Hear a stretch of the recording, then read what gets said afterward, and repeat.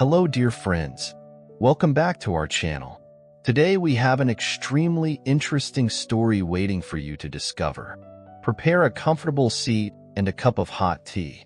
Let's start the journey right now.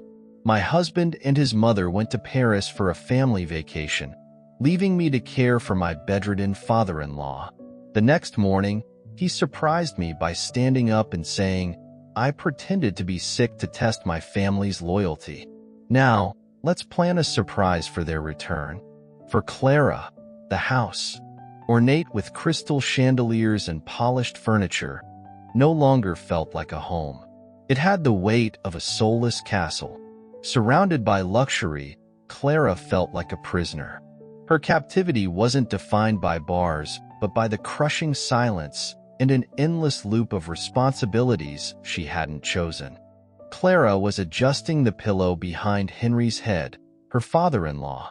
He sat in his favorite armchair, his vacant eyes lost in the garden beyond the window. Once a powerful leader who commanded respect, Henry now seemed a shadow of his former self. Clara sighed and glanced at the clock. Ethan and Margaret had left hours ago, as usual, leaving her behind with the excuse, "Someone needs to care for Dad."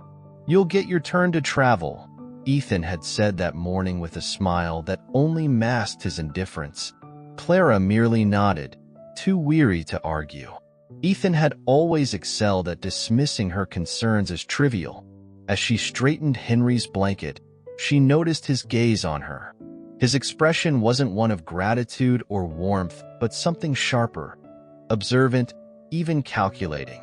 It lasted only a moment before he turned back to the garden, resuming his usual stillness. The mansion's kitchen sparkled like something out of a design catalog. Here, Clara felt a rare sense of freedom, away from Margaret's suffocating presence. Her mother-in-law was always impeccably dressed, wrapped in expensive perfumes, and armed with words that seemed kind at first but often carried sharp undertones. "You're doing such a wonderful job looking after Henry, Clara. We couldn't manage without you," Margaret had said the previous evening, inspecting her manicured nails. The compliment felt more like a chain, a reminder of Clara's place. Pressing her hands against the cold marble countertop, Clara wondered if anyone would ever see her as more than a functional cog in the household. For 3 years, she had dedicated herself to Henry's care, sacrificing her own dreams while Ethan and Margaret indulged in lavish vacations and gourmet dining. That afternoon, as Clara read aloud to Henry, the breeze stirred the curtains gently. Henry seemed asleep, but his slightly moving lips hinted otherwise. "Are you okay?" Clara asked, keeping her tone casual. Henry's eyes opened slowly. He didn't reply but gave her a faint smile, a rare gesture from someone who had been so detached for months. It unsettled her, leaving her to wonder if something had shifted. Before she could dwell on it, she heard Margaret's voice echoing from down the hall. "Yes, it's almost resolved," Margaret said on the phone, her tone unusually tense. "Don't worry, Ethan's handling it."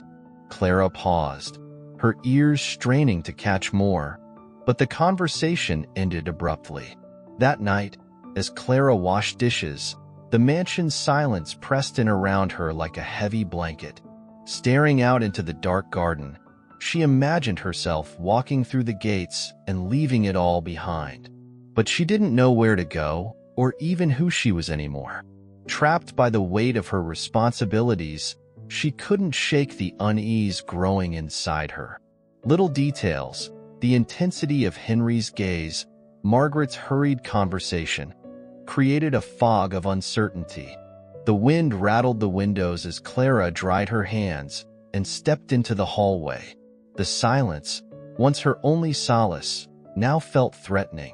The morning brought gray skies that mirrored Clara's mood. Ethan's car roared out of the driveway, leaving her in the familiar emptiness. "Don't worry, Clara. Ethan knows what he's doing," Margaret said with a superficial smile, motioning toward Henry's room. Her words sounded less like reassurance and more like a directive. While tidying Ethan's office, Clara noticed a thick envelope on his desk, sealed with a law firm's logo. It bore his name in bold, deliberate handwriting. Beside the envelope lay a small note from Margaret. Review before Clara sees. The phrase echoed in Clara's mind like an alarm bell. She knew she shouldn't open it, but curiosity gripped her. Trembling, she slid a knife under the seal and pulled out the documents. The contents were dense with financial jargon she barely understood, but certain words stood out: asset transfers, properties, and inheritance. Clara hastily folded the papers and returned them to the envelope, her heart pounding. What were they planning without her? Why was it so important to keep her in the dark? In the days that followed, Clara became more alert to Margaret's phone calls, which she had previously ignored as background noise. Now they felt suspicious. Margaret often lowered her voice, stepped out into the garden, or locked herself in the bedroom.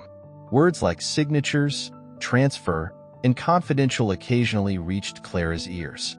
One afternoon, while caring for Henry, she overheard Ethan upstairs, his voice sharp with irritation. "She has no idea, but we need to speed this up. Time isn't on our side." The ground seemed to shift beneath Clara's feet. Who was he talking about? What was so urgent? That evening at dinner, Clara decided to probe subtly. "You've been so busy lately," she said, ladling soup into Ethan's bowl.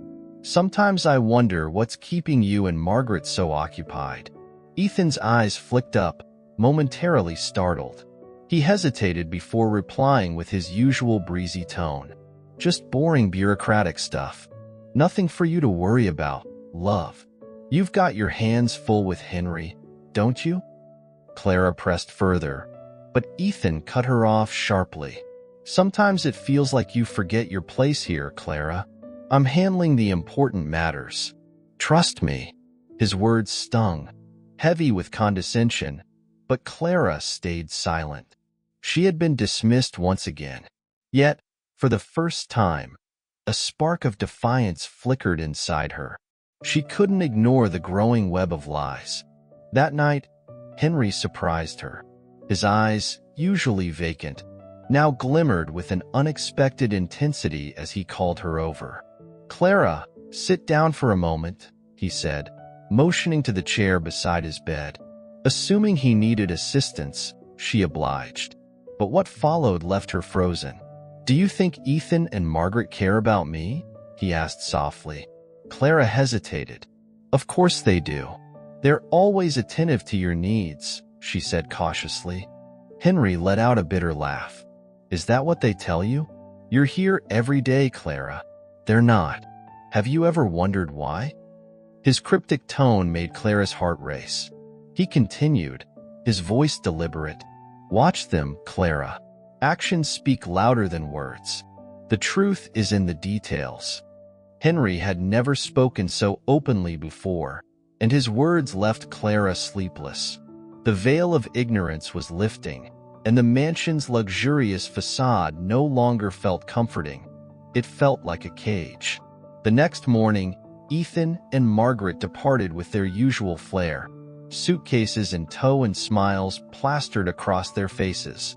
"We'll be back in 2 weeks," Margaret said breezily, her expensive handbag dangling from her arm. "Try not to let Henry slip away, okay?" The comment, masked in levity, dripped with disdain. Clara watched from the balcony as the car disappeared down the driveway. The silence that followed was a mix of relief and dread. Returning to the living room, she found Henry seated in his usual armchair, but something was different. His eyes, no longer vacant, locked onto hers with purpose. "Clara, sit down," he said, his voice steady. "We have a lot to discuss." She obeyed, her curiosity piqued. Henry studied her for a moment before speaking again. "You're smarter than they think, aren't you? Always watching, always caring." Clara frowned, unsure of his meaning. Before she could respond, Henry leaned forward, his gaze unwavering. "I'm not sick, Clara." The words hit like a thunderclap. Clara laughed nervously, certain he was delirious. What do you mean? Of course you're sick. The doctors who come only because Ethan and Margaret insist on appearances, Henry interrupted. Medicine I don't take. It's all a performance. I staged this, Clara, from the very beginning. Her breath caught as Henry continued. I wanted to see how far they would go, what they'd do to secure what they want. Now, I know more than I ever wished to. Clara felt as if the ground had disappeared beneath her. The puzzle pieces fell into place. Ethan's frequent absences, the knowing glances he shared with Margaret, the fragmented conversations she had overheard. It all made sense now, but the truth was more sinister than she had imagined. Henry reached into a hidden compartment of his armchair and retrieved a small recorder. He pressed play, and Ethan's voice filled the room, cold and calculating. We need to expedite the process. My father doesn't have much time, and I don't want Clara sticking her nose where it doesn't belong. Next came Margaret's voice, sweet yet venomous. Clara is a distraction. Once we secure the inheritance, she can go back to her little town. Maybe we'll find a way to keep her out of the picture. Their laughter rang out, sharp and cutting. Clara's blood ran cold. Her chest tightened. The man she loved, the mother-in-law who pretended to care for her.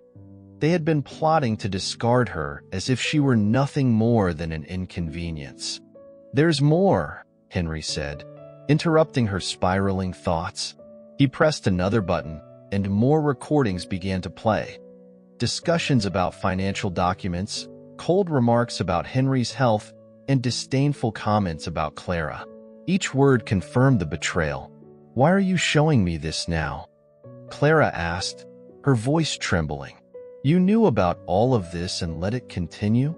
Henry lowered his head, as though carefully choosing his words. I needed to be sure, he said quietly. They are my family, or at least I thought they were. I wanted to believe they had some decency, some shred of goodness. But now, I see I was wrong. He gestured to the recorder. And you, Clara, are the only person in this house with integrity. Clara let out a bitter laugh. Integrity? She felt like a pawn, manipulated and discarded. But there was something in Henry's eyes, a sincerity she couldn't ignore. I need your help, Clara, he said firmly. I can't do this alone. I want to expose them, to make sure they never touch what I've built again. But I can't do it without you. Clara stood abruptly, pacing back and forth as she tried to process the enormity of what he was asking. The frail, passive man she had cared for over the past 3 years was gone. In his place was a strategist who had spent years in silence, waiting for the right moment to act. I don't know, she stammered, her voice shaky. If they find out I know all this, they're capable of anything, Henry. You heard them yourself. Yes, they are, Henry agreed. But together, we're stronger. You're stronger than you think, Clara. She didn't respond. The weight of his words pressed down on her. He was asking her to do something that could change her life forever. Something that required a courage she wasn't sure she possessed.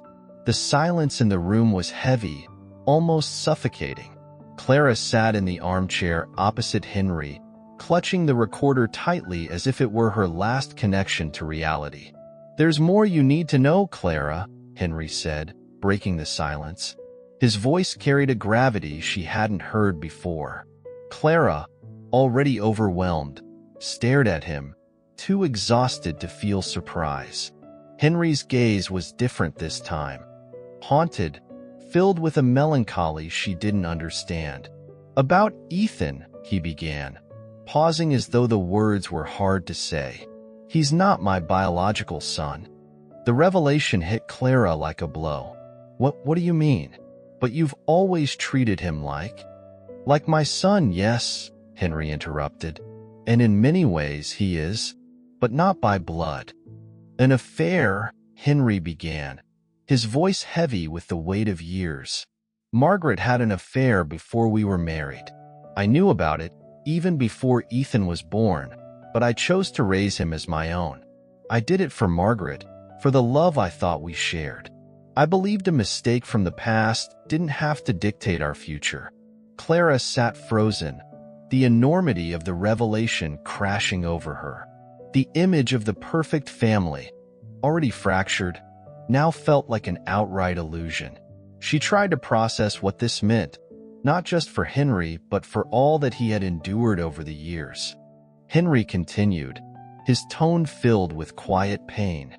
I did everything I could to be a good father. I gave him everything, my time, my resources, my love. I raised him as though he were mine.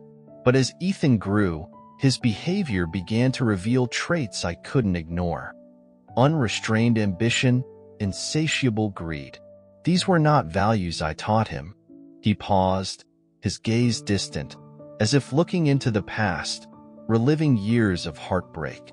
And now, seeing how far he's willing to go, I realized that no matter how much I tried, he chose betrayal, just as his mother did all those years ago. Clara's chest tightened with a mix of empathy and despair. Henry wasn't just a victim of Ethan and Margaret's scheming. He was a man burdened by decades of lies, betrayal, and silent endurance. Why are you telling me this? Clara finally asked, her voice trembling, barely above a whisper. Because you need to understand what we're facing, Henry replied, his eyes locking onto hers. Ethan and Margaret are bound by more than greed. They share a pact, a bond born of lies. If we're going to expose them, you need to know the whole truth. In the days that followed, Clara began to tread carefully. The recorder became her lifeline, her evidence, and she took great care to hide it in different places each day. Under loose floorboards, behind bookshelves, even tucked inside a hollowed-out vase. The fear of being discovered haunted her every move. The recordings were Clara's greatest weapon, but also her biggest liability. She couldn't shake the fear that someone might find them. If Ethan or Margaret discovered her knowledge of their plans, the consequences could be devastating. Meanwhile, Clara and Henry began working together in secret. Henry meticulously explained the financial documents and the manipulative maneuvers Ethan was attempting to push forward. In just 1 week, Clara learned more about the family's fortune than she had in all her years of marriage. They began devising a plan. Clara knew that when Ethan and Margaret returned from Paris, she would have to maintain appearances. This meant smiling, asking superficial questions about their trip, and pretending to be oblivious. The idea repulsed her, but it was a necessary facade. "You're stronger than you think," Henry told her one night as they pored over documents in the office.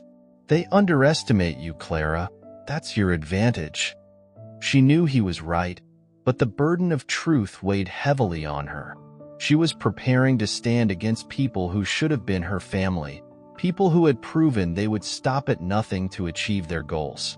At the same time, she was working alongside Henry, a man seeking redemption despite his past mistakes. One afternoon, while tidying the guest room, Clara discovered a forgotten envelope in a drawer. Inside was an old photo album filled with pictures of Ethan as a boy. Henry was in many of the photos, smiling with genuine pride. Clara's chest tightened. Despite everything, Henry had chosen to love and raise Ethan as his own. That Ethan would betray him now made the betrayal seem even crueler.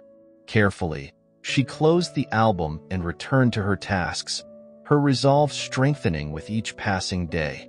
Every step brought her closer to the confrontation she dreaded. Clara knew Ethan and Margaret wouldn't hesitate to retaliate if they suspected anything. Her priority was clear: protect Henry, the evidence, and the fragile alliance they had built. The truth was overwhelming, but it gave her a newfound strength. She was no longer the submissive woman who had first entered the mansion. Determination now coursed through her, growing with each revelation. The first rays of sunlight streamed through the office window as Henry placed a stack of documents on the table. The air was heavy with urgency, but also a sense of purpose. Clara sat across from him, staring at the papers as if they represented both salvation and condemnation. "This is it," Henry said firmly. "If we execute this plan, Ethan and Margaret will never gain access to my assets." Clara scanned the pages, absorbing the boldness of the idea.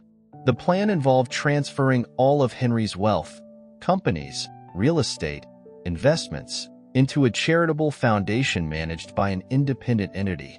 Clara would serve as the foundation's president, a role Henry insisted she accept. "But won't they notice?" Clara asked, hesitant. "Ethan and Margaret are always watching." Henry shook his head. "That's why we must act quickly. Ethan rarely reads the full details of documents he signs, and Margaret keeps him distracted. Timing is our greatest challenge." That morning, Henry summoned Nathan, one of his most trusted lawyers, a man with a spotless reputation and no ties to Ethan or Margaret. When Nathan arrived at the mansion, he seemed surprised to see Clara at the center of the discussion. "I didn't expect her to be involved," Nathan said, glancing at Henry. "She's essential," Henry replied without hesitation. "None of this would be possible without her." Nathan reviewed the documents and nodded in approval. "The plan is solid, but risky.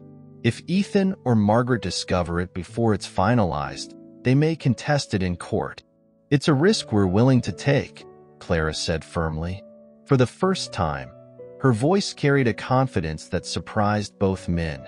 The weeks that followed turned into a meticulous chess game. Clara and Henry worked tirelessly, anticipating Ethan and Margaret's every move while ensuring their own plan remained hidden. Each decision felt like a gamble, but with every step, Clara grew more certain that she was no longer a pawn in their game. She was becoming a force to be reckoned with. Clara and Henry worked diligently on the documents each morning while the house was still quiet. Nathan arrived daily to review the details and ensure the process moved quickly. With every step forward, Clara felt the weight of the stakes pressing down on her. Every signature and every meeting brought with it the gnawing fear that Ethan or Margaret might stumble upon their plans. One afternoon, as Clara was reviewing papers in the office, she heard footsteps approaching. Her heart leapt to her throat. Panicking, she hastily covered the documents with a stack of magazines. When the door opened, it was only the housekeeper bringing coffee. Clara exhaled slowly, trying to conceal her relief, but the encounter was a stark reminder. There was no room for error.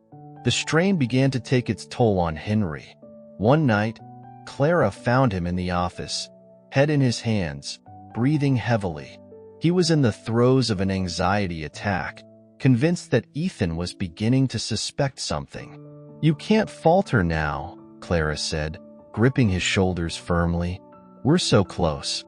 Don't let them take this away from you." Henry looked up, his eyes filled with regret and determination. "I don't know how you do it, Clara. After everything they've done to you, you're still here, fighting." Clara took a deep breath. "I'm fighting because you gave me something they never did, trust. I won't let you face this alone." Clara's role in the plan grew as she gained confidence. She began making calls to financial institutions, double-checking details with Nathan, and reviewing legal clauses in the contracts. She was no longer just the sidelined wife or caregiver.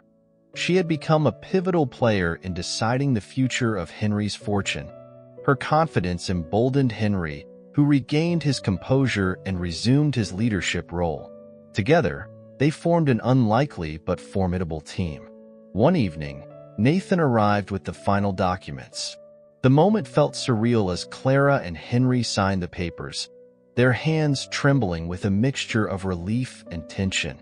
With the signatures complete, the entirety of Henry's wealth, companies, real estate, and investments was now under the control of the charitable foundation. Ethan and Margaret were legally and irrevocably excluded. "It's official," Nathan said, setting the pen down. "From now on, the foundation holds all assets." No decision can be reversed without judicial approval. Both of you retain full operational control. As Nathan left, Clara felt a heavy weight lift from her shoulders. What once seemed impossible was now reality. But Clara knew this wasn't the end. Ethan and Margaret's return was imminent, and the confrontation that followed would be explosive. As she stood beside Henry, she realized something profound about herself. She was no longer a spectator in her own life. For the first time, she was steering her own destiny. The afternoon sky darkened, heavy with clouds that mirrored the tension brewing within the mansion.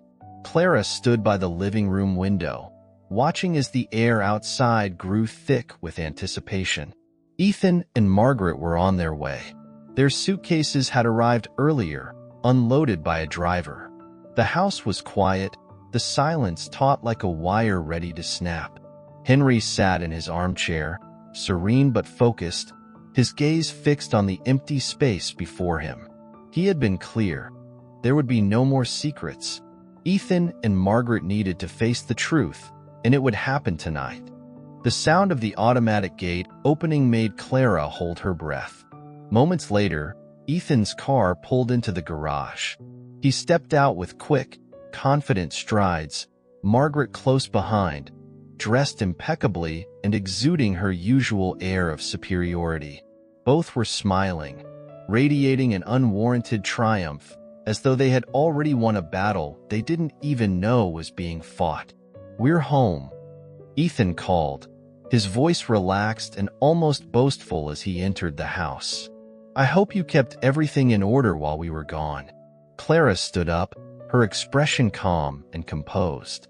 Henry remained seated, slowly raising his eyes to meet Ethan's. Something in Henry's gaze made Ethan pause. The smug grin on his face began to waver, replaced by a flicker of suspicion. "Dad?" Ethan asked, stepping closer. "What's going on?" "We need to talk," Henry replied, his voice disturbingly calm. Margaret, now standing beside Ethan, frowned. "Talk about what? We just got back. Can't this wait?" "No," Clara said, stepping into the conversation. Her voice was steady but firm. "It can't wait." The air in the room grew heavier as the four of them settled into the living room. The confrontation they had all been avoiding was about to begin. Ethan's irritation was palpable, his expression darkening as if he loathed the idea of losing control. Margaret, however, maintained a neutral demeanor, though her sharp eyes darted across the room, searching for any sign of weakness or clues. "I'm going to be direct," Henry said, breaking the heavy silence. "While you were in Paris, I made some changes. There are no longer any assets to leave as inheritance. Everything has been transferred to a charitable foundation." Henry's words hung in the air, freezing the room in place. Ethan stood motionless for a few seconds, as though he hadn't comprehended the statement, then let out a short, incredulous laugh. "You're joking, right?" he said, looking at Henry. "This has to be a joke."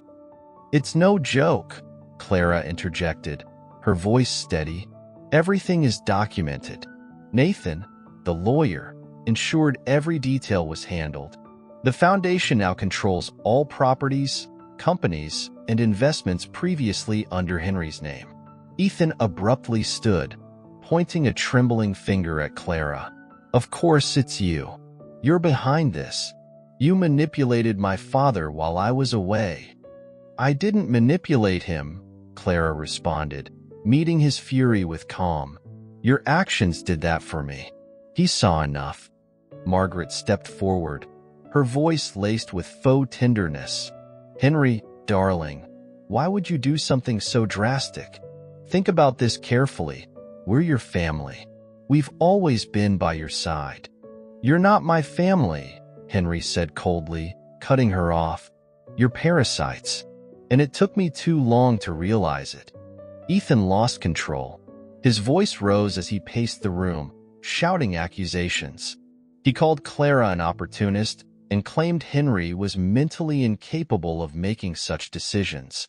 The more he raged, the clearer his desperation became. "You can't do this," he bellowed. "You can't take what's rightfully ours." "Rights?" Henry let out a bitter laugh. "You've never had any rights to begin with. Every penny you think you deserve was earned through my hard work and trust. You betrayed both." Clara calmly opened a folder on the table and retrieved the recorder Henry had used. Without a word, she pressed play. The room filled with Ethan and Margaret's voices, their greed and disdain for Henry and Clara on full display. Ethan froze in disbelief, while Margaret's composure faltered, her hands trembling visibly. "You recorded us?" Ethan asked, his voice laced with shock. "You set us up?" "I had to," Henry replied. "You gave me every reason to." When the recordings ended, Henry stood with effort, his voice now lower but filled with authority. "This mansion now belongs to the Foundation. It will serve as its headquarters. You have 1 week to gather your belongings and leave. You'll receive a modest pension, enough to live with dignity. Nothing more." Ethan's face flushed with rage. "You can't kick us out. We're your family." "No, Ethan," Henry said firmly. "Family is built on loyalty, respect, and love, qualities you've never shown me." Margaret, realizing there was no ground left to stand on, began to cry. But Henry's expression remained resolute.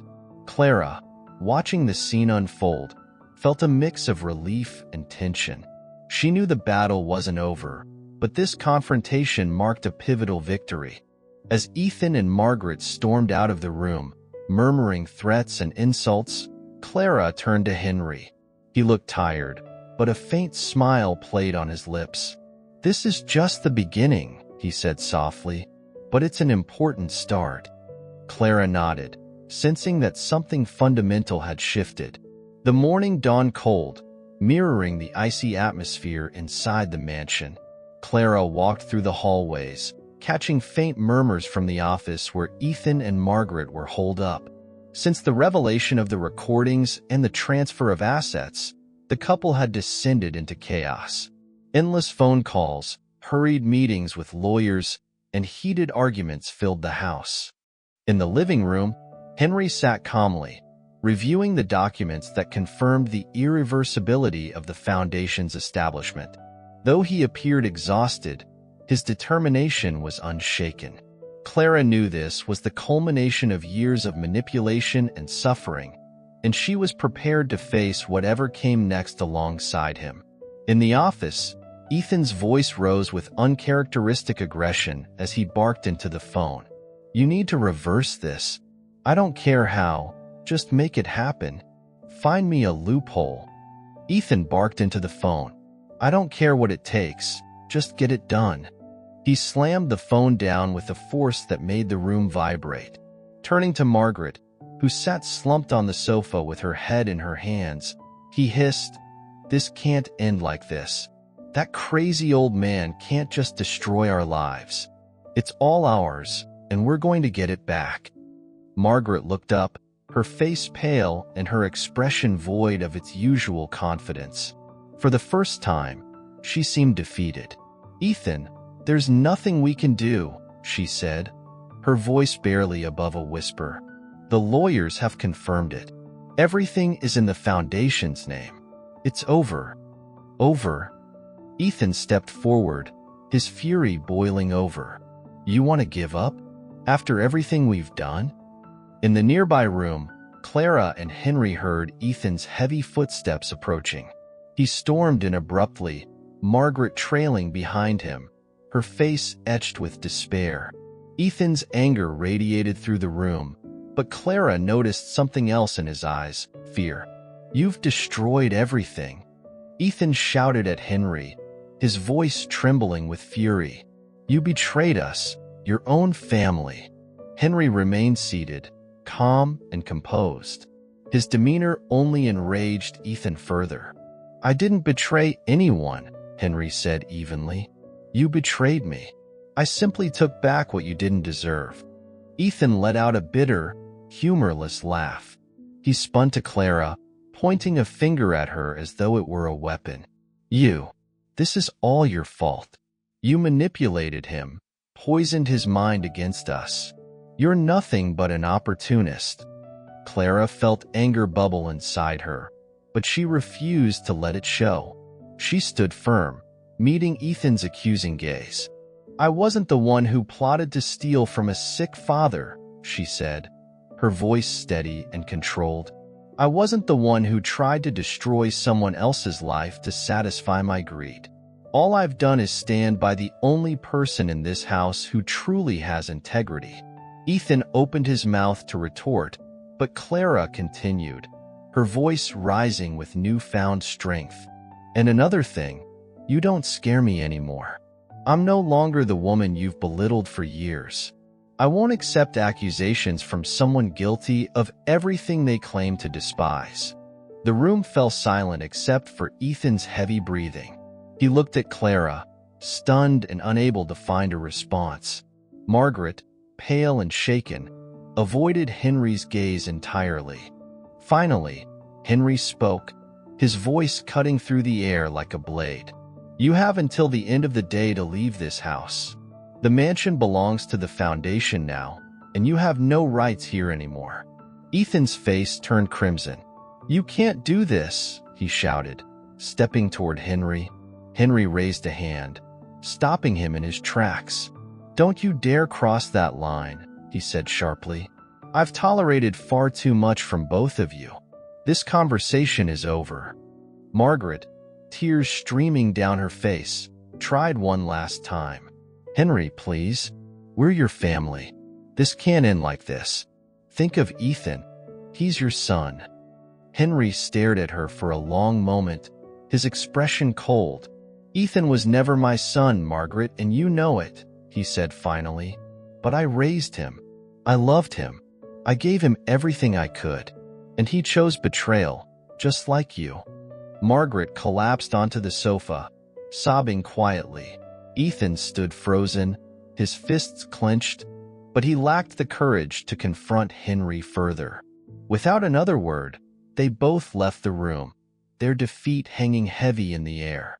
Once the door closed, Henry exhaled a long, tired sigh. Clara sat beside him, placing her hand gently over his. You did what needed to be done, she said softly. I took too long, Henry replied, a bittersweet smile on his face. But I finally ended it. Clara glanced around the room.